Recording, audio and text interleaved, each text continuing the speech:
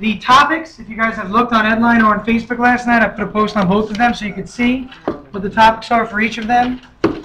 Okay, so if you want to see for your, it's starting from mean value theorem on. So let's take a look at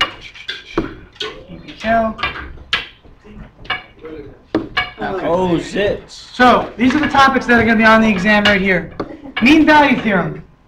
You remember what mean value theorem was? Anybody? Yes. It was like F of C. Yes. Whoops.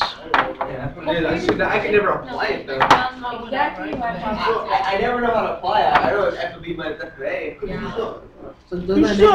Now, if you can't apply it, it's not going to do any good for you. A lot of you knew the formula but didn't know what to do. So the mean value theorem states the following. Mean value theorem says that if you have 2 points on a curve and you know what the slope of that line is between those 2 points, you can find another slope somewhere that is identical on a tangent. Okay? That's what that means. So it pretty much says that the secant slope will be the same as the tangent slope at some point along the way. Now there are certain conditions. The conditions are that it has to be differentiable at all points. It has to be continuous at all points. So we have a lot of conditions there. But that's the general idea that you need to know. And what they said was the following. The derivative, at some point, we call that point C. If you remember from class, we called that A. We called that point B along the x-axis here. So the derivative, let me write this a little lower so you can see it more clearly. The derivative at point C is equal to the secant from A to B.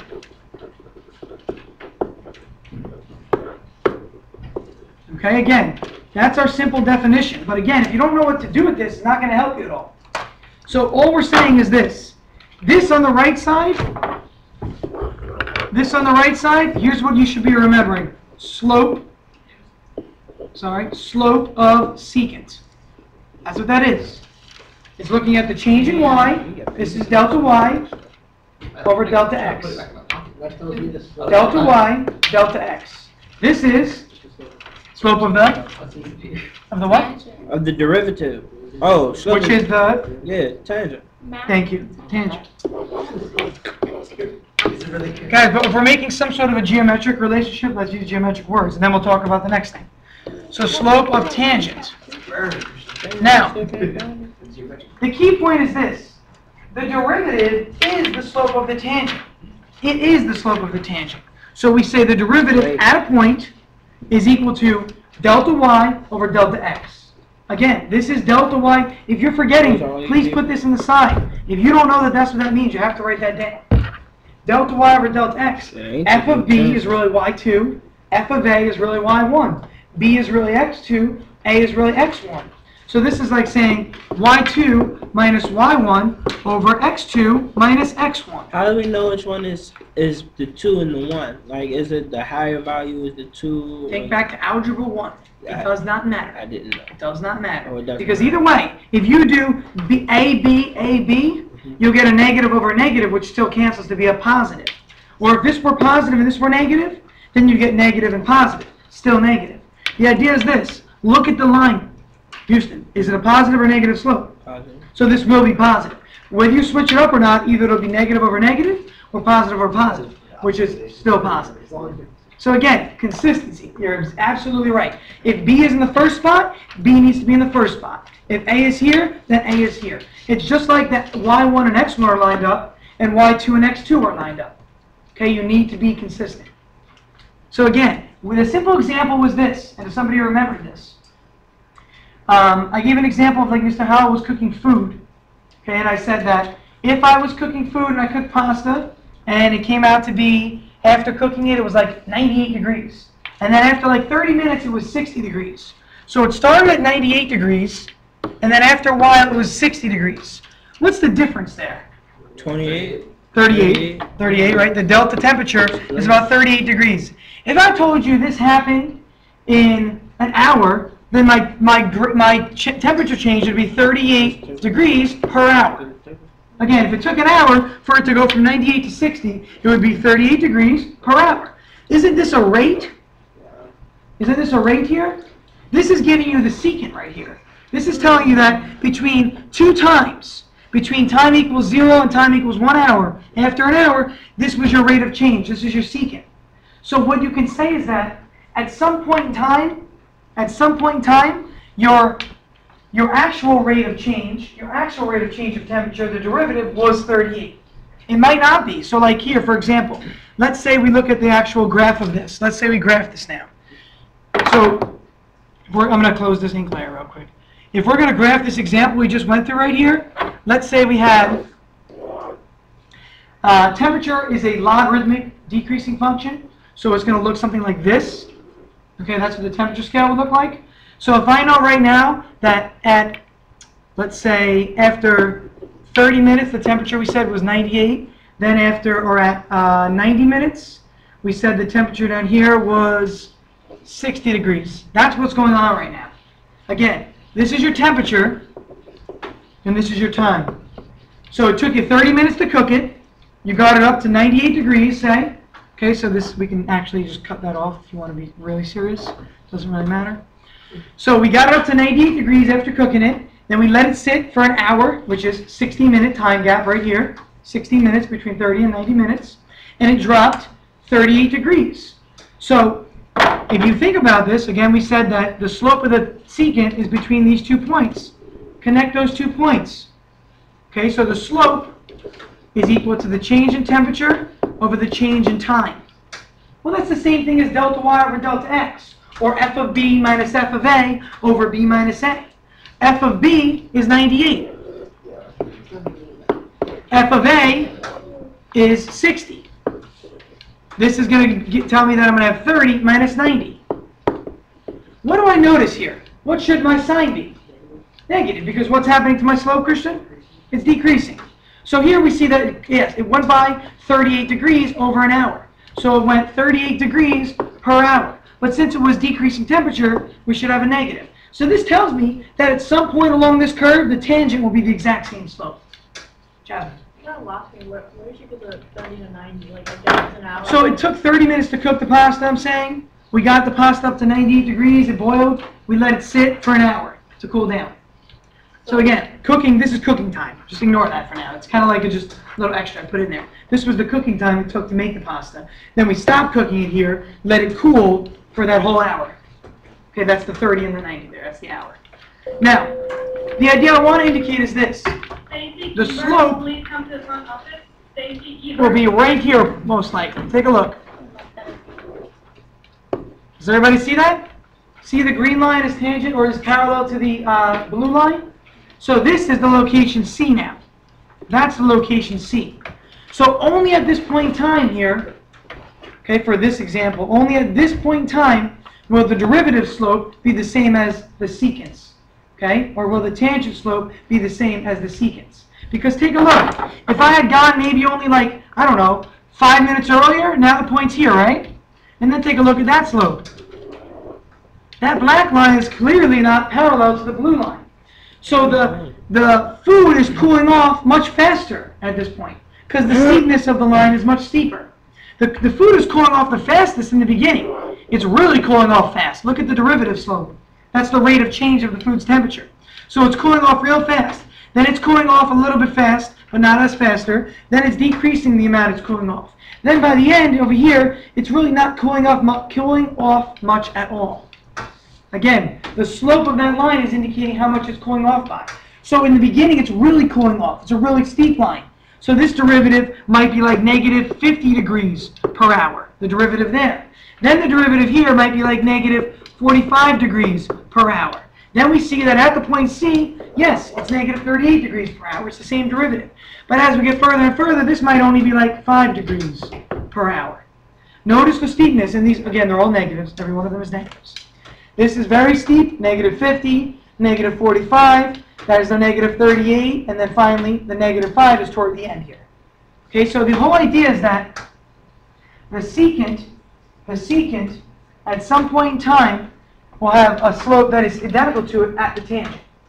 Okay, again, the secant slope we can calculate, that's the negative 38, so the tangent must also exist there. If you are ever given a function, if you're actually given a value of a function, you can solve analytically. Let's quickly do that. So again, What that means is simply this. If we're given, let's say, f of x equals x squared plus 3x minus 4, I chose this function because I know it's continuous. It's always going to be differentiable. You can always take the derivative. Okay, there's no holes in it anywhere. It's a simple parabola. Now, if I said to you, between the interval 1 to 4, find the location C such that the derivative slope is the same as the secant slope from 1 to 4. It helps to start by graphing, by the way. So I know already, negative b over 2a is my axis of symmetry. Negative b over 2a is going to be negative 1.5. So it's going to be over here somewhere.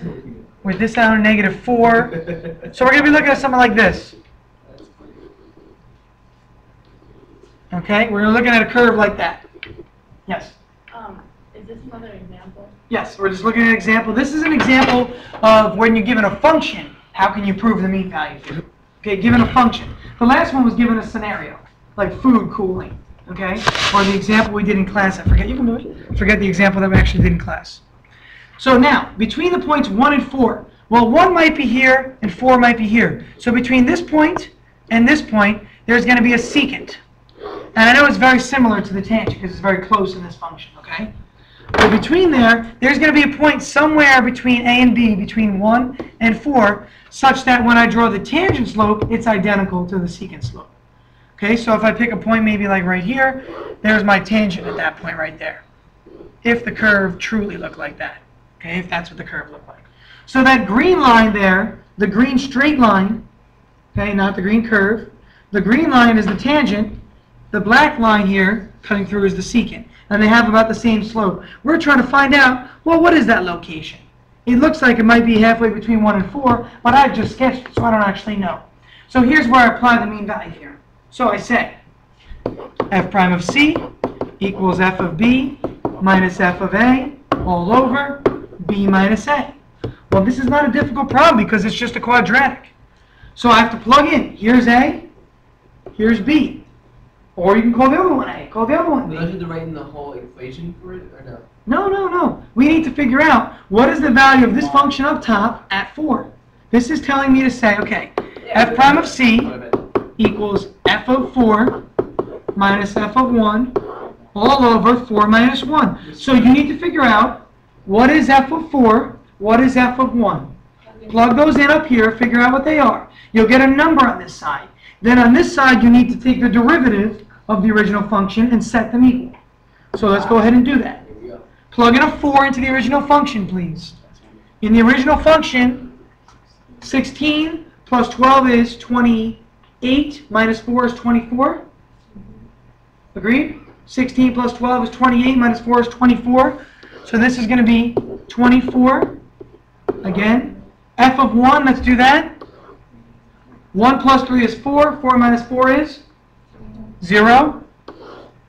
That's no problem. It can be 0. It doesn't affect the problem at all. All over 4 minus 1. Now, this equals the derivative at a point C. So take the derivative. Take the derivative of the original function. What is the derivative? Good. It's 2x plus 3. That's f prime of x. So f prime of c just means put a c here instead of x. Again, see how this was f prime of c? Is the derivative at c? We did the derivative. Normally, this is just the derivative, 2x plus 3. The derivative at c means put a c there. So just put a c in. So I'll write 2c plus 3. And then solve. Okay, if you solve for c, you'll see that c will be somewhere between 1 and 4. We get 24 thirds over here, which is really 8. Okay, please don't move stuff over. It's easier to make it like this. Okay, move the 5 over. And again, for this problem, it turns out to be the midpoint, which is very odd to think about. Between 1 and 4, this was our interval, right? What's the midpoint? 2.5. Okay, this is 1.5 away, that's 1.5 away. It's one of those things where it's a coincidence, but it really comes down to the degree of the polynomial. Since the fact that it was x squared and we didn't pass a min or max, that's what happened there. Again, it only worked out that way because it was x squared and we didn't go through a max. If our point had been A here and B here, it might not have worked out that way because you're passing a max. Okay, I'm not going to go into why that is. It's a little bit more calculus. But for now, it happens to be the midpoint. Okay? Again, it's not something that will always happen. It's not something that always happens. That's the mean value theorem. Okay, that's one topic.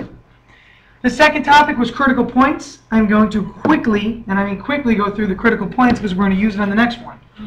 Critical points exist at 2 times. What are they? DNE and 0. Very good. Critical points exist. Okay, remember, set f prime of x equal to DNE or f prime of x equal to 0. Again, if you want to write a little cheat sheet for yourself, this pretty much meant set the denominator equal to 0. And what did this one really mean? Which in the end just turned out to be just the numerator though. This was something that we showed in class if you want to write that down to remember. Whenever you have a function derivative, whenever you take a derivative, if you have a denominator, you have to set that equal to 0 to provide for this case. When you have a numerator, if you only have a numerator, you just do this. But if this is the case that you have a numerator and a denominator in your derivative. Let's do one quick example. Let's say g of x is equal to 5x cubed. too easy. You want to do quick with this? 4 plus 2x over 3x squared. Because I want to show you how you're going to have a derivative with a denominator also. Okay? Just move 3x squared up? Or no, it's not multiplying? No, you can move them both up. That's fine. That's one way to do it. Absolutely. So you don't have to. So instead of taking the derivative with the quotient rule, rewrite this, please. 4 over 3 x to the negative 2 plus 2x to the negative 1. Again, 2/3, sorry. Again, how do I do this? Yeah, right? Divide the 3x squared into both of these. 4 over 3x squared is 4/3. X to the 2 is really x to the negative 2 in the numerator. This is really x over x squared, which reduces to 1 over x. So this should really be over x, but we wrote it as x to the negative 1 instead. Again, guys, you could use the quotient rule, okay? But we're going to get the same answer either way. I prefer to do it this way. It makes it a little easier. Move down the negative 2, you're going to get negative 8/3. We're taking the derivative now. Negative 8/3, x to the negative 3, plus, or actually rather minus now. Move down the negative 1, minus 2/3, x to the negative 2. See that? Okay, so here's what this means. On the next line, we're going to have really negative 8 Over 3x squared cubed. Minus 2/3 x squared. Yeah. Okay? So with this problem, we could start by saying, okay, we need a common denominator numerator, right, to do this. We can't just set denominators. Sure, 0 will screw us up. We can see that already. But there could be other points. So common denominator is what? X squared. X cubed. Thank you. X cubed. Again, you have x cubed, you have x squared. You can't drop this one by 1. You can only move this one up by 1. So put an x up here and simply make this x cubed now. Watch what happens again. Now you have the same denominator. Remember this was x squared before? Multiply the top and the bottom by x. Again, you're missing this is x cubed, this was x squared. Multiply both. So you get negative 8 minus 2x all over 3x squared. Now can You see how critical points can be so difficult because of the derivative itself? But why 3x squared? Okay? Cubed. Thank you. Okay, cubed. I'll rewrite it so it's clear. So again, the derivative, the critical point part is usually not that difficult. Now we just have to set the numerator equal to 0 to find when the derivative equals 0 and set the denominator equal to 0. We go all the way back up to here. Once we have these two, we want to figure out these two. Set the denominator equal to 0 to suffice that. Set the numerator equal to 0 for that one. So again, finding the derivative was the hard part here actually. And that's how it works in the AP exam. It's the same thing. Whenever you're finding the critical points, they're also testing your derivative skills. So here, what derivative skills are they testing? Possible quotient rule, you chose that, or knowing to do what? Move it. Move them up and divide with a power rule. Again, either at this point in time when you're here, You could think, use quotient rule, that's one option, or move them up and then use power rule. So this problem is either testing power rule or quotient rule along with critical points. Every time you have a problem in the AP exam, it's going to be testing one of the topics or multiple topics all at once. So what would make the numerator 0, guys? Well, numerator would make it 4. Yeah. The numerator would just be a 4. No, -4. Negative 4. Negative 4. Yeah, the next Again, one, the other one was weird. set the numerator equal to 0, please. Move the 8 over. You're going to get 2x equals 8. So x equals -4. That's how we start. And everybody, the denominator, you all said before? 0. So there's my critical points, people. Okay, 2 critical points. You tested them. Now, what does this lead us into? Max, no wait, Increase, decreasing, max, min, which, as you can see, happens to be the next topic. So let's use the same example, let's keep going. You see how all these topics are all together, really? So if I ask you to do, if I ask you to sketch a curve, like this first page, any of these 5 problems, I will tell you now will be a free response. Okay? You will have to graph one of these, all of it by hand, showing all the work. Remember we went through all the steps of it? Mins, max, concave up, concave down, inflection point, absolute max, local max, all that stuff. We got this whole list. I put up videos on Edline for all this too. Curve sketching.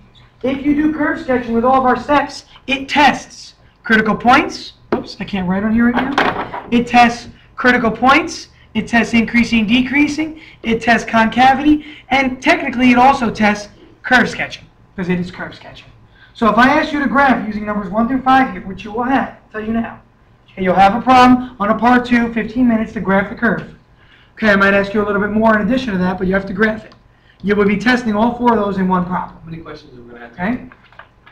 You're going to have 45 minutes during school, 45 minutes after school. Okay? Tomorrow? I'm Tomorrow. confused because tomorrow's the 4 o'clock, is like the ring ceremony. I've already emailed Father John. I got to wait to hear back from him. I don't know why he did that. Did anybody actually buy a ring here? Yes. One? Tomorrow. Yeah, I don't know why they changed it. I'm going to talk to him, see if they're going to postpone it, but he's supposed to know that we have class. So I already emailed him this morning. I'll talk to him later. So, I know he's in the hospital, guys. I understand that. I do. But it's a matter of just keeping on track. We have to be rigid with this stuff, guys. We can't just cancel class. Okay? So critical points, increasing, decreasing, concavity, and curve sketching, guys. These 4 all in one problem. Now, let's go back and take a look at that example. Let's continue it.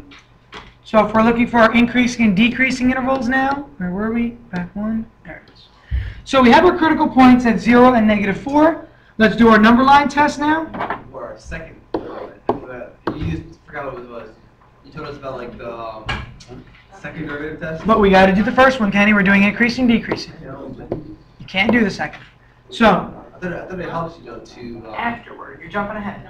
You're jumping ahead. That's for verifying mins and maxes.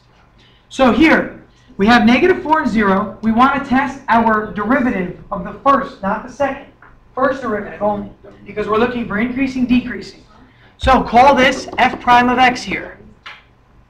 I expect you guys to get 100 if you're both putting your head down right now tomorrow. If you don't get less than that, we're going to have an issue, sir. Come on. So we want to test in our first derivative. Where's our first derivative? Our simplest version of the first derivative is right here. Everybody see that? That's the simplest version. Don't go back to the other ones. The other ones are much more complicated. So we need to test a point somewhere in these intervals. So what might you test? -1. -1 for sure. What else? -5, and what else over here? -4. I mean 4. Positive 1. Sorry. 1. I'm sorry. Okay, again, pick easy numbers. So if you make a table of this, let's make a table. We'll have x, we'll have f prime of x here. If you can do a hard problem, you can do any problem. Okay, but you choose wisely on the test. Now, I would test these 3 in the first derivative. If I test 1 in here, I'm going to get -8 minus 2 all over 3. It's going to be -10 over 3, or -3.3. So when I test a 1, it's -3.3. If I test a -1, -8 plus 2 now, all over -3. It's going to give us -6 over -3. Thank you, Karen, which is 2. Okay, and yes, what'd you get for -5? It doesn't matter. You said Karen. Okay. No, because Carrie was the one that So- carried the Karen. here's what we notice. Negative, positive, negative. So it's decreasing, increasing, decreasing. Again, guys, please note, this is a first derivative test. In a minute, we're going to do a second derivative number line test. And we'll put it right below it. Why is Okay. it negative 0, 0? Because it was some decimal, 153, some other numbers. It does not It doesn't matter. even matter, does it? Okay? All that matters is the sign right now. Yeah. Okay? Later on, when we want to know if this is a max or a min, like a global or local, we need to figure out the value of the function there also, but we'll talk more about that. So we now need the second derivative. Okay? So again, we notice here, this was decreasing, this was then increasing, and then it was decreasing. Now, it's key to note that this is at negative 4. Where did the negative 4 come from? From the- Which critical point? Setting the First. numerator or denominator? The The numerator. numerator. So this can be a possible relative. This is definitely a relative minimum. Okay? There's also But where did the 0 come from, guys? D and E. So this is not going to be, okay, again, this is not going to be one of those. We're going to have either a cusp, a corner, or a vertical asymptote. So here, let's just put for now D and E so we remember that that's where the derivative came from there. Could also be a possible. Wait, no, never mind. Wait. No, in the second No, it's derivative phase function. Second derivative there. So again, we are saying here that it could But can you be still see some, a, listen please, it could be a vertical tangent, okay, which can be caused from an asymptote. It can be a cusp, or it can be a corner. Those are our three things. Now let's find the second derivative. Finding the second derivative, take the most simplified version again. Okay? You could start with this one. Actually, what would you do here, guys? Tell me, because I would do something different, actually. I would probably go with this one up here. See this line right here? Oops. it was already set up. That's why. Because it's already broken up. Yeah. See how it's broken up already? If I started here with this derivative, wouldn't I have to use a quotient rule here? Yes. Isn't this a quotient? Low D high, high D low. But if I go back up to here and take this line's derivative, it might be easier for me. Do you all agree with that? Yeah. Okay, again, it's up to you to decide. I can't make that decision for you. You're right. But I might choose this one to find the derivative of that. So then you have to bring down the negative 3. So let's go ahead and do that. So I'm going to rewrite this line up here down at the bottom. Negative 8/3 x to the negative third. I'm going to rewrite it just so we can see. Negative 2/3 x to the negative 2. Again, this was the first derivative at a certain point in time. We're going to use this to take the second derivative. So I just rewrote it there. Now, bringing down the negative 3. Yeah. So can't do it out. It's negative. Okay, positive 8x. Oh. Negative, negative. Bring down the I negative keep 3. seeing it's a positive. It looks like it's part of the equal sign. When you bring down this negative 3 in front, the negative 3 and the 3 cancel, the negatives become a positive. You get 8x, and this becomes a negative 4. Bringing down the negative 2, you're going to end up with positive 4/3 x to the negative 3. Again, bringing down the negative 2, you have a negative 2 times a negative 2, giving you a positive 4. Still over 3, x to the not negative 2, but negative 3. There's my second derivative. Okay, I need to set this equal to 0. But again, before I can do that, it might make sense for me to actually write this as a numerator and denominator. So 8 over x. So let's rewrite this. So 4 plus 4 over x. That should be a good right. Again, everybody see that? You're just bringing down the negatives. Just bring down the negatives. So should we make it common denominator? Good. So 3 on one side, x on the other. So we need a 3x to the 4th as a common denominator. So multiply this by 3, multiply this by x, and the denominators are now the same. Yeah, 24. This becomes 3x4, 3x4. 24 plus 4x over 3x. He knows. I know, but we're helping. So At least the denominator, what do you get again, guys? 0. 0. So it's the same thing as last time, again here. So at 0, we're going to have a critical point of the second number line, or second derivative. So again here, and it's still DNE, the same thing. But here now, if I solve the new numerator, looking at the numerator, I see negative 6 in my head right away. Because if this is 24, this needs to be negative 24. Negative 6 makes that negative 24. You don't have to do this by hand if you don't want to. Just picture in your mind. 24 plus what number gives you 0? Negative 24. This has to be negative 24, so x must be negative 6.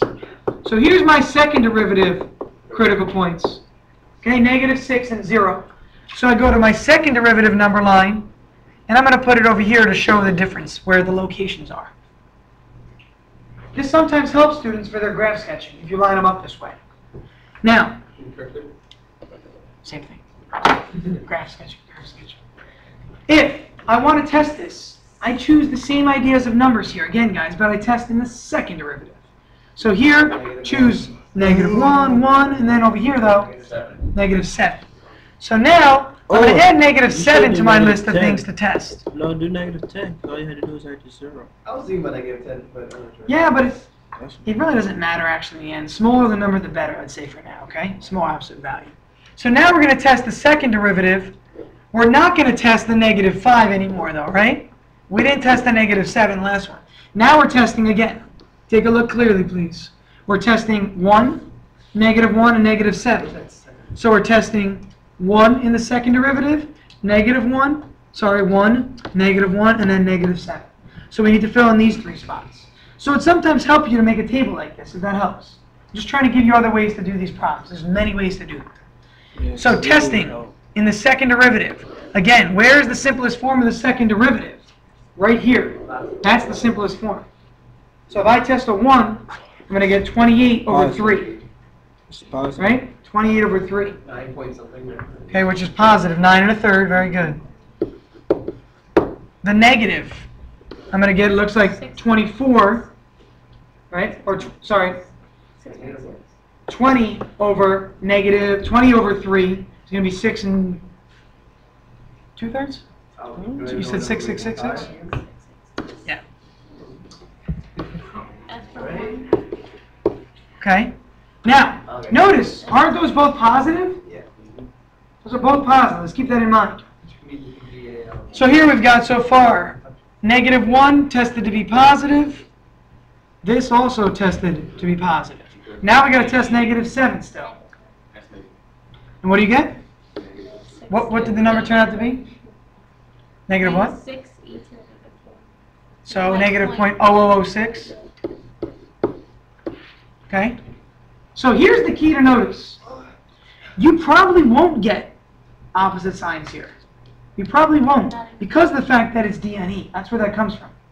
Okay? So what does that mean? So my guess, and just by my inspection and my experience by looking at functions, Wouldn't that mean if I look at the original function in the very beginning of the problem, this was the issue, right?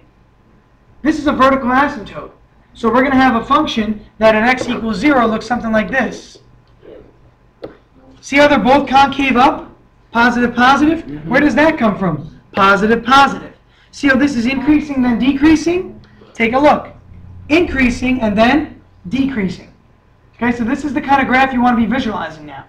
Now you're going to have maxes and mins and stuff, and we'll talk about that. But again, this here tells me it's an inflection point right away. You automatically label that, because you see the change in what? What is this called again? Concavity.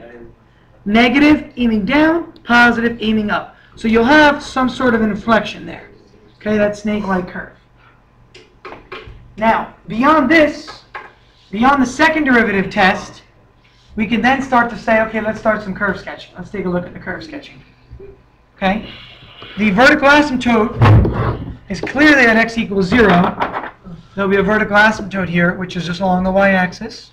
Which one are we sketching first? I know that, say again? Which one are we sketching first? First or second? We're sketching the original. Oh, the original. Okay. Okay? The original function we're going to try and sketch now based on this info. We know that it's decreasing, then increasing between negative 4 and 4. Okay? Between negative 4. Okay? On the other side of, what was that, negative 6. So we're going to have a decreasing function here, then it's going to start an increase, so this will go off. I thought you said This will come down. we have an inflection in negative 6. And that's what we're going to talk about. So we're going to have here, it's going to start to, let's see, between negative 6 and negative 4. Between negative 6 and negative 4, it's concave up. It's concave up. And this is going to have a relative min. So we're going to have something that looks like this. Again, because we had a min at negative 4, we need to have a min there. I'm not doing anything with the y-axis, notice. I'm not looking at the function values right now. I'm just sketching a general curve. Now at 6, what did we say we had? A change in concavity? Yeah. Okay, so at 6, let's try to approach this change in concavity correctly. If we have a concave up function and it's turning into concave down, what might that look like? Starts to turn over, right? Here. And then now, at this point, if we draw a complete max, it would be incorrect. Why is it incorrect to draw a max here? Because I thought we were doing a reflection. Getting curved? I don't know. Is there a change? Why are we doing a max? Where did the max come from? Okay, good. We never had a max at -6. Again. So we're going to see we have a changing inflection here, but we're not going to have a max or a min there. Okay, it's just going to change the direction. So think about it this way. If you had, do you remember x to the third functions from Algebra 2 that look like that? Yeah. This is a change, this is your inflection point, but it's not a max or a min. Okay, so we have concave up like this, concave up, it's still concave up, then it has to start to become concave down for a while. So it's going to be an odd looking shape here, guys. This is where it helps to actually find the value. So if you want to set up a third column, you can find the value here to see what it looks like. Let's graph the actual function. Again, these values will give you the heights, which will tell you what the actual shape will generally look like. So if you find the function value at all these locations, you'll get to know the height. Excuse me. Dang, it's only Monday. So if we were to... What do you mean it's only Monday? It's not even Friday yet. Well, because I lost my voice. Friday. 4 plus 2x over 3x squared. Half asleep. I fell asleep.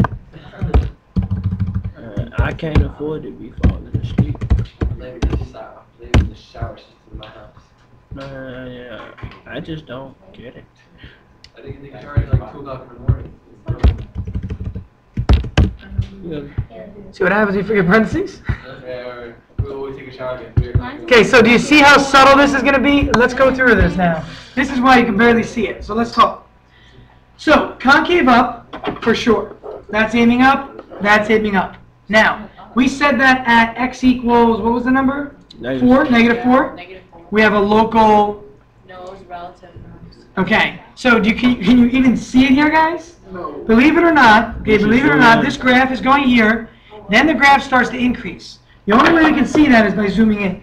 So let's zoom in on this now. So we are noticing that you can barely see this. If we zoom in though, if we zoom in far enough, That's still not. what you're going to see, okay, from here, from this point here, over, it's actually going up a little bit, okay, and it's barely noticeable. So let's try and go, try and pan. Here, you cannot see the moving there. Okay, here's how you can notice it the most. Can you guys see the little dip here? Yeah. Do you see the dip anymore at the end? No. So it's got to be increasing in this direction, right? Okay, so again, this -4, yes, this is a local, oops, Man. this is a local min, okay, or relative min, because it does start to come back up. And eventually, it will then, so this is concave up, this is still concave up. At 6 is when it becomes concave down. So what's happening here is it's starting to turn over to look like that for a while, even though you can barely see it.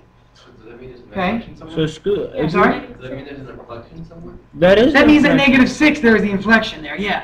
So again, this one is coming down, it's still concave up, then it starts to become concave down there. On the graphs, how do we, How do you indicate that? Yeah. Like that, what I'm showing now. That's the hardest part. Okay? I know, it's really tough. This is the reason why they usually don't care about your y values are. Because notice, if you look back at my example, I can't do it right now because it's going to erase this. But if you look at mine, a minute ago I drew it like this. And I came back up with this one, and then I started to flatten out like that. Okay, and we started to say, okay, well this might go on forever, we're not sure. How do we So know- this is the inflection point right here. how do we know it went down again? How do we know it goes back down? Or starts, We don't. From the We know, here's what we know, Kenny. We know that, yeah, like, let me draw my graph on top of this one. okay. So if I were to graph this just by sketching without the points, this would be my local min somewhere. This would go up to infinity, this would come down from infinity the same way because that's your vertical asymptote. Then, it would be a local min, it would start to come back up, it would start to come back up, it would start to come back up, and eventually it would just turn over like that. Okay, all we know is that this is all concave up, right? These are all concave up like that, and then it's concave down. But this graph continues to increase off the graph because we had no other critical points. Remember, the critical points indicates where increasing and decreasing intervals are. This was all negative over here. This was all negative here. This was all positive. This was all negative. Go back to your number line. Your second derivative number line said that at 0 onward it was negative. Here it was positive. And on this end it was negative. So take a look. Your graph is decreasing the whole way till here. That's the negative sign. This, again, was my first derivative.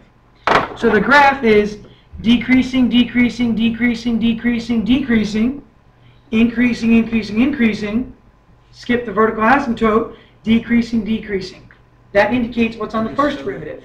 On the second derivative number line, if we graph this, we saw that our critical points were at -6 and 0. I'm sorry, -6 and 0. And we had positive, positive, negative. So we see this is starting from the left. We'll look.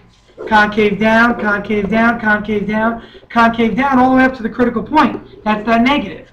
Then it becomes concave up, up, up, all the way until the asymptote. And it looks like there might be something going on, but then again, concave up, again, because of this positive sign over here. So these positive signs indicate the concavity upward. So the issue here is this, guys. The issue is you're not always able to determine the y value or the height of the function, but you can get the general shape. But the version that you see here on this graph is pretty much like a version that's been zoomed out too far from, and you can't see what's really going on there. Okay? The one, if you remember, we also did for curve sketching was where I gave you like a table of different values, positive, negatives, and stuff. Okay, so think about that. Another good one to practice tonight would be numbers 8 and 9 in this packet. Practice 8 and 9, please, tonight. Those are very important ones to look at. Let's see. If you could try number 6. How are we doing on time for this period? Can we get one more? We have like 6 more minutes, 7 more minutes. Maybe like 5 minutes. How you gonna be tired in Get it for the 8 minutes. 8 minutes. 8 minutes. It's Now, a breather in the clock. if we want to try one that looks like this, let's try one like number 6 at the bottom here.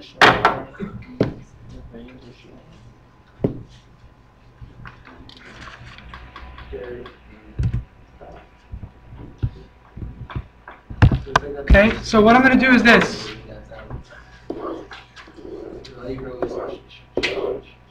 I'm going to give you the first and second derivative, and we're going to try and graph the original function based on those graphs. You said you wanted to do number 8, right? Tonight you should practice 6, 8, and 9, I think I said. Yeah, definitely 6, 8, and 9. I'm going to do number 7 together right now. Okay?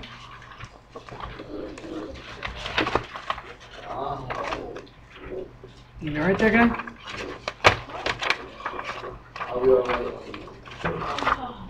So, again, take a look. Second derivative, first derivative. So, the hardest part about these problems is the following. The hardest part is to look at these graphs and actually know what is going on. Okay, what is going on? That's the hardest part. Now, what does the second derivative indicate to you? Again, we're on number 7 here, guys. You don't have to redraw this. We're on number 7. What does the second derivative tell you? Concatenate. Concatenate, right? Concatenate. Kerry, if the second derivative is positive, what is it? Positive is up. If it's negative, it's down. Now, this is the second derivative. Look at the y values. Are the y values negatives or positives? They're all negatives, aren't they?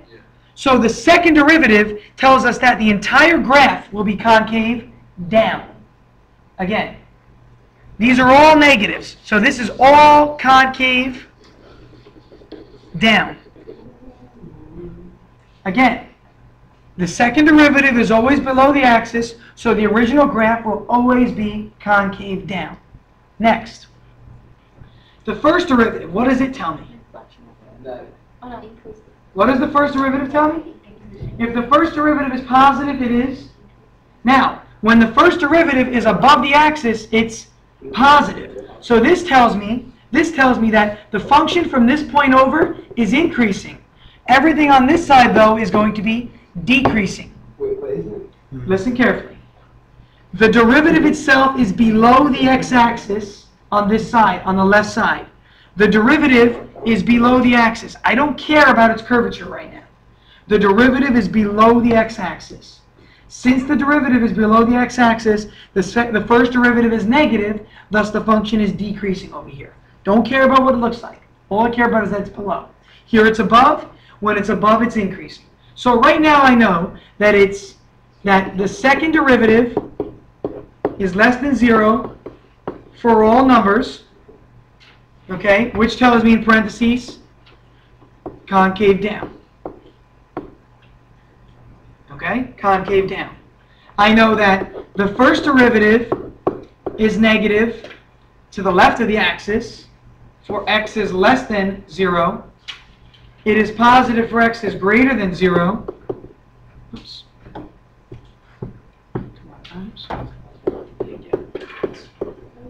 Okay, again, the first derivative is negative on the left side. The first derivative is positive on the right side.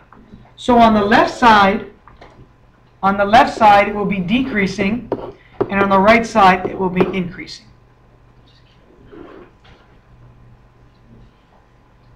Yes, no, maybe so, kind of so. Again, this is the second derivative. These are all negative values. When the second derivative is negative, it's concave down. This is the first derivative. When the values are above the axis, it's positive. When the first derivative is positive, it's increasing, which is down here to the right. When the first derivative is negative or below the axis, it's decreasing. But Mr. Howe, I have a question. So, like, even though, like, on the first derivative is over the x-axis, right?